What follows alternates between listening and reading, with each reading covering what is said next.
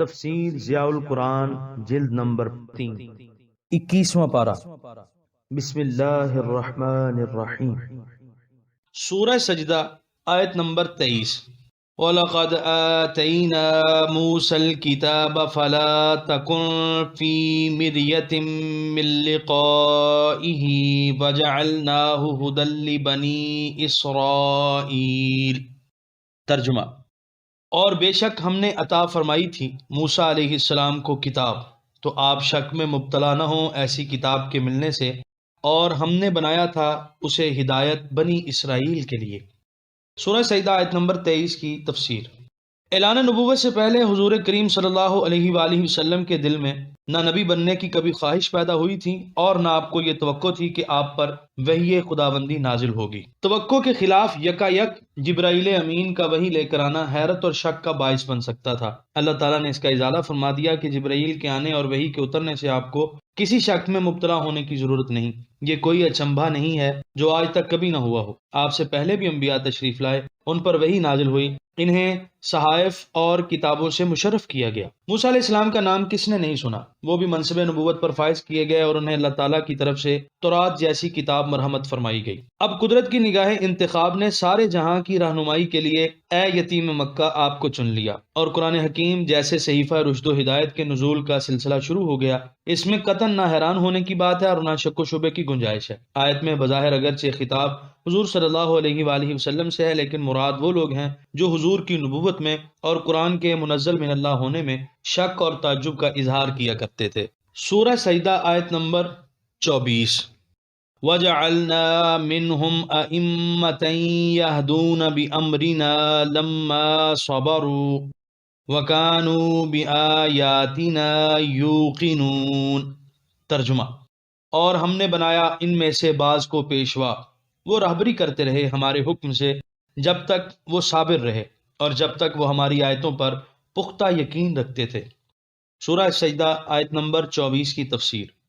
موسیٰ علیہ السلام کی امت میں سے ہم نے بعض کو امام اور پیشوا بنا دیا تاکہ وہ ہمارے فرمان کے مطابق لوگوں کی رہنمائی کریں۔ امامت و پیشوائی کے اعلیٰ منصب کے لیے وہی لوگ چنے گئے جو صبر و استقامت سے عبادت و طاعت کی کٹھن اور دشوار راہ پر گامزن رہے۔ دین حق کی تبلیغ میں مخالفین کی طرف سے ان پر مصائب کے پہاڑ توڑے گئے، مگر وہ گھبرائے نہیں، بلکہ بڑی ثابت قدمی اور جواں مردی سے اپنا فرض ادا کرتے رہے۔ جو لوگ عبادت و طاعت سے اکتا جاتے ہیں اور مصائب و آلام کے مہیب بادلوں کو دیکھ کر گھبرا جاتے ہیں، انہیں امامت کے عظیم منصب کے لیے منتخب نہیں کیا جاتا۔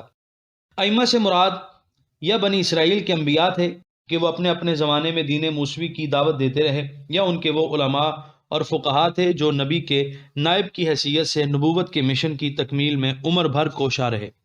سورہ سجدہ آیت نمبر 26۔ اولم یہد لہم کم اہلکنا من قبلہم من القرون یمشون فی مساکنہم ان فی ذلک لآیات افلا یسمعون۔ ترجمہ: کیا یہ چیز ان کی ہدایت کا باعث نہ بنی؟ کتنی قومیں تھیں جن کو ہم نے ان سے پہلے ہلاک کر دیا، حالانکہ یہ چل پھر رہے ہیں ان کے مکانوں میں، بے شک ان میں عبرت کی کئی نشانیاں ہیں۔ کیا وہ ان در و دیوار سے داستان عبرت نہیں سن رہے؟ سورہ سجدہ آیت نمبر 26 کی تفسیر۔ اہل مکہ کے تجارتی کارواں مشرق و مغرب کا سفر کرتے تھے۔ ان کے راستوں میں کئی اجڑی ہوئی بستیاں آتی تھیں، کئی ویران قلعوں اور محلات کے پاس سے ان کا گزر ہوتا تھا، جن کے کھنڈرات، جن کے شکستہ در و دیوار پکار پکار کر اپنے مکینوں کی بدعمالیوں اور بربادیوں کی عبرت آموز داستانیں دہرا رہے ہوتے ہیں۔ ان سے پوچھا جا رہا ہے، کیا تم نے ان عبرت بھری داستانوں کو سننے کی زحمت کبھی گوارا کی؟ اگر ان میں سننے کی صلاحیت ہوتی تو وہ ضرور اپنی ہٹ دھرمی سے باز آ جاتے، کفر و شرک کو چھوڑ کر دعوت توحید کو بسط شوق قبول کر لیتے۔ سورہ سجدہ آیت نمبر 27۔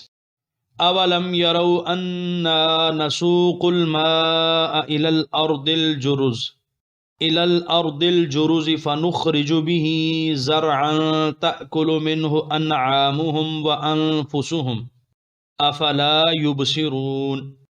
ترجمہ: کیا انہوں نے ملاحظہ نہیں کیا کہ ہم لے جاتے ہیں پانی بنجر زمین کی طرف، پھر ہم نکالتے ہیں اس کے ذریعے سے کھیتی، کھاتے ہیں اس سے ان کے چوپائے اور وہ خود بھی، کیا وہ یہ بھی نہیں دیکھتے؟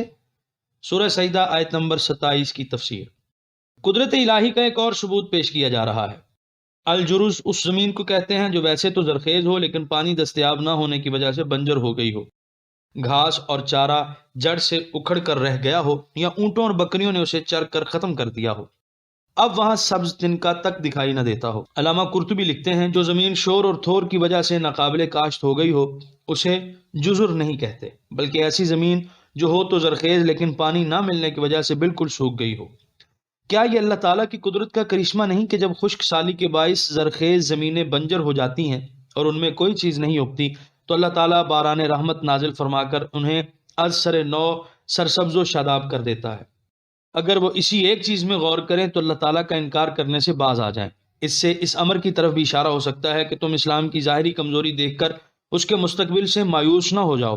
اگر بارش کے ایک چھینٹے سے چشمے زدن میں بنجر زمین کی کیفیت بدلنے لگتی ہے اور وہاں چند روز کے بعد سرسبز کھیت لہلہانے لگتے ہیں تو اس سے کوئی بعید نہیں کہ وہ مسلمانوں کی حالت زار پر بھی اپنی نظر رحمت فرمائے اور چشمے زدن میں ان کی پستی کو بلندی میں، ان کی پریشانی کو خوشحالی سے اور ان کی شکست کو فتح سے بدل دے۔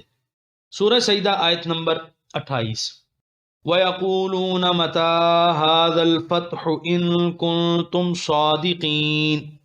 ترجمہ، اور بار بار پوچھتے ہیں یہ فیصلہ کب ہوگا، بتاؤ اگر تم سچے ہو۔ سورہ سجدہ آیت نمبر 28 کی تفسیر۔ الفتح سے مراد فیصلہ کا دن یعنی روز قیامت ہے۔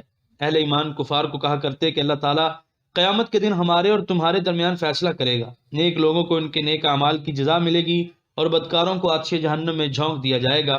کفار از راہ تمسخر پوچھتے کہ وہ فیصلہ کا دن جس کی آمد سے تم ہمیں ہر روز ڈرایا کرتے ہو، از راہ کرم یہ تو بتا دو کہ وہ کب آئے گا۔ سورہ سجدہ آیت نمبر 29۔ قل یوم الفتح لا ينفع الذین کفروا ایمانهم ولا هم ينظرون۔ ترجمہ، آپ فرمائیے فیصلے کا دن نہ فائدہ پہنچائے گا کافروں کو ان کا ایمان لانا اور نہ انہیں مہلت دی جائے گی۔ سورہ سجدہ آیت نمبر 29 کی تفسیر۔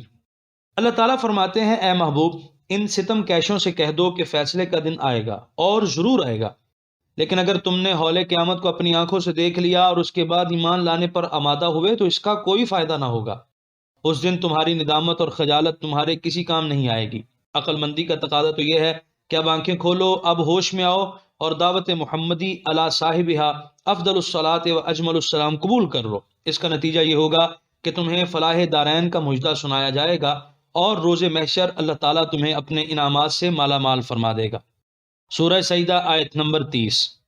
فَأَعْرِضْ عَنْهُمْ وَانتَظِرْ إِنَّهُمْ مُنتَظِرُونَ۔ ترجمہ، پس اے حبیب رخ انور پھیر لیجئے ان سے اور انتظار فرمائیے، وہ بھی منتظر ہیں۔ سورہ سجدہ آیت نمبر 30 کی تفسیر۔ اے محبوب آپ نے اپنا فرض ادا کر دیا، ان کو ہلاکت کے گھڑے میں گرنے سے بچانے کے لیے کوئی کسر اٹھا نہیں رکھی، لیکن یہ باز نہیں آئے۔ اب ان کی طرف سے رخ انور پھیر لیجئے، اب یہ نگاہ التفات کے مستحق نہیں ہیں۔ آپ اللہ تعالیٰ کی نصرت اور امداد کا انتظار فرمائیے اور انہیں اپنی بربادی اور تباہی کی گھڑی کا انتظار کرنے کے لیے چھوڑ دیجئے۔ یہاں پر 21ویں پارے کا تیسرا پاؤ مکمل ہوا، یہاں پر 21ویں پارے کا 16واں رکوع مکمل ہوا، یہاں پر سورہ سجدہ مکمل ہوئی، یہاں پر تفسیر ضیاء القرآن کی تیسری جلد اپنے اختتام کو پہنچی۔ بحمد اللہ تعالی۔